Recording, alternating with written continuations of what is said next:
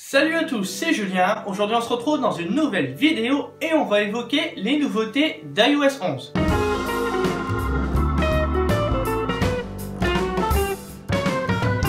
Je suis très heureux de vous retrouver après quelques temps d'inactivité sur ma chaîne YouTube. Donc aujourd'hui on va regarder un petit peu les nouveautés d'iOS 11 sur mon iPad. Tout d'abord, iOS 11 va être disponible à la rentrée, donc c'est-à-dire pour septembre-octobre 2017, après une phase de bêta, donc une phase d'essai pour les développeurs. Tous les appareils compatibles, je vous les affiche tout de suite à l'image, comme ça vous avez tous les renseignements, pas besoin de me demander dans les commentaires. Ce que je vous propose, c'est qu'on se retrouve tout de suite derrière pour évoquer ces nouveautés sur ma tablette.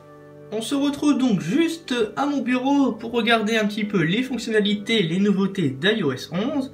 Donc on a tout d'abord un nouveau centre de contrôle un peu différent de ce qu'on avait l'habitude. Donc en effet, on va retrouver tout l'espace centre de contrôle juste à droite qu'on peut personnaliser. Ici on va retrouver toutes les applications en multitâche. Pour supprimer, il suffit de rester appuyé dessus et de cliquer sur la croix juste là.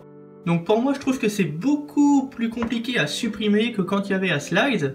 Heureusement sur iPhone apparemment il faut continuer à slide pour supprimer, donc beaucoup plus simple. Donc j'espère que sur iPad ça va être amélioré. Par exemple ça serait bien d'appuyer quelques secondes sur une application et de tout supprimer d'un coup. On a également le design d'applications comme iTunes Store et l'App Store qui ont changé un petit peu, notamment l'application App Store qui a complètement changé à l'intérieur. On va retrouver un peu le design de l'Apple Music.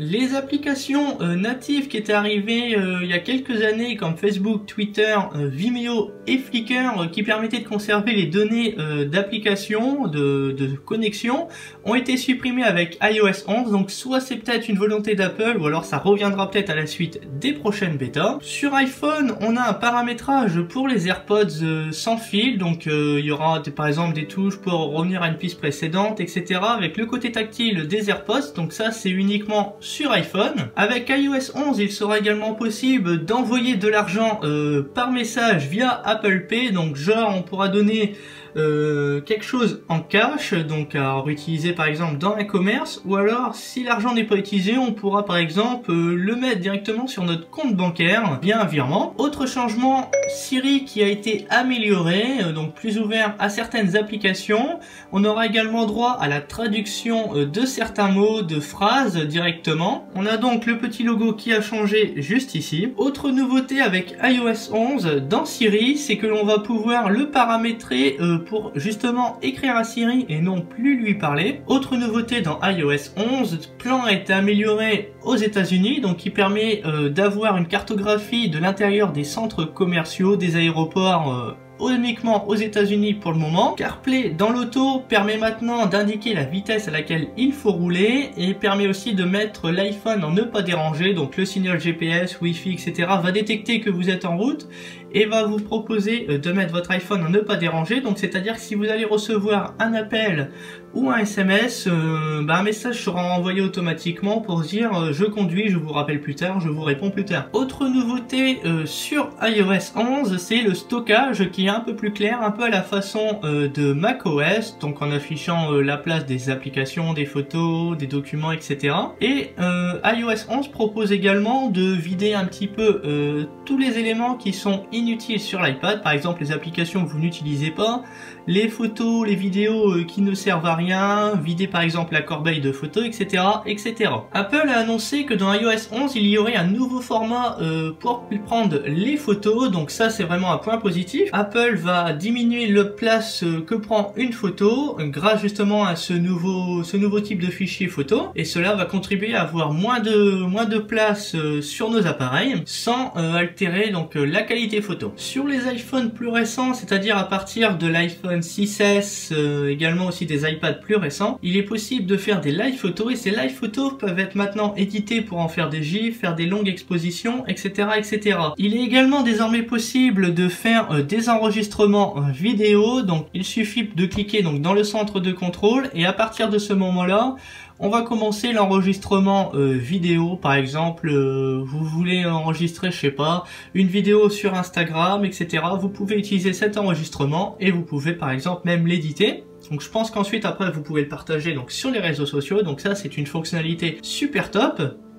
Nouvelle fonctionnalité, c'est sur la capture d'écran.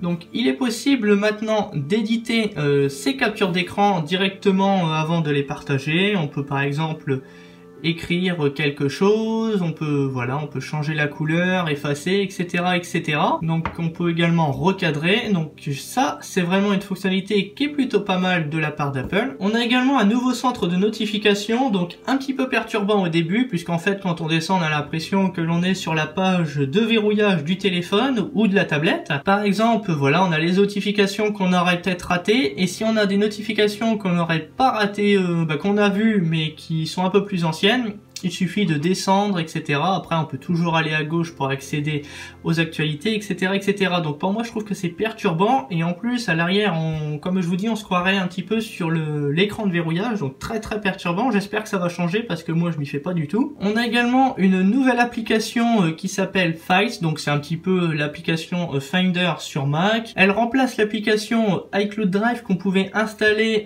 sur iOS 10 sur nos appareils. Donc qui nous permet de retrouver les documents qui sont sur le nuage iCloud qu'on a sur notre ordinateur, qu'on peut retrouver sur notre tablette. Donc je vois pas tellement l'utilité de cette application si on n'a pas tout sur iCloud. Sur iPhone uniquement et non sur iPad, donc je peux pas vous le montrer, je vais vous mettre tout de suite une petite capture d'écran. On a un nouveau design sur l'application calculatrice, les touches sont rondes. Donc pour certains ça laisse présager peut-être le futur iPhone qui va arriver à la rentrée, donc avec un écran OLED. Sur iOS 11, le système de déplaçage des applications a changé. Il suffit de rester, par exemple, 2 secondes, de cliquer sur l'application pour juste pouvoir la déplacer.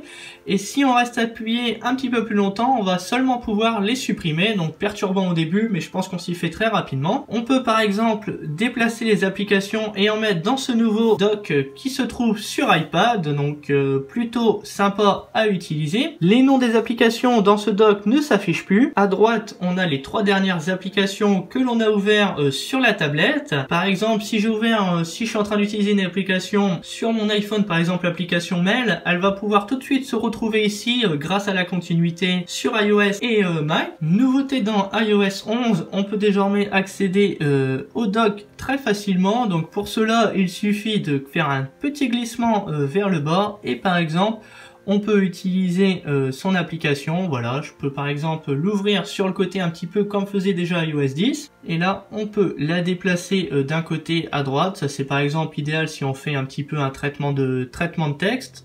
Hop, je fais ça, je glisse mon application directement sur le côté grâce au dock qui est accessible dans toutes les applications, tous les jeux d'un simple glissement. Et si on fait un gros glissement, on va directement accéder au multitâche avec le centre de contrôle également.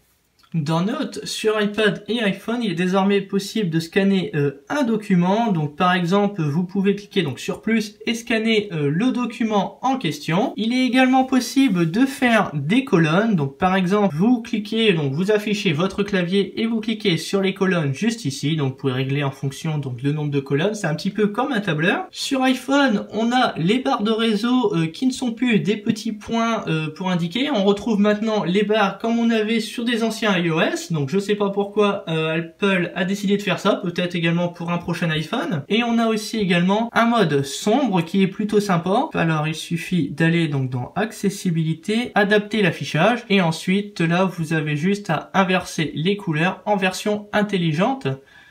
Donc là vous avez un mode, voilà, un mode un petit peu sombre, un mode dark un petit peu comme certains appellent. Dernière petite nouveauté intéressante sur iOS 11, c'est l'arrivée des lectures de QR code via l'appareil photo. Donc quand même il aura fallu attendre iOS 11 pour utiliser cette application, pouvoir lire des QR codes sans application de l'App Store. Donc par exemple j'ouvre l'appareil photo et je prends un QR code et celui-ci va pouvoir être lu directement avec une notification. J'ai juste à cliquer dessus et ça va me rediriger directement sur Safari. On arrive à la fin de cette vidéo, j'espère qu'elle vous aura plu. N'hésitez pas à lâcher un pouce bleu, n'hésitez pas à lâcher également un commentaire, à partager la vidéo. Et dites-moi ce que vous préférez le plus dans cette iOS 11. Et en attendant, on se retrouve sur les réseaux sociaux, tous les liens sont en description de la vidéo. Et moi je vous dis à bientôt, salut!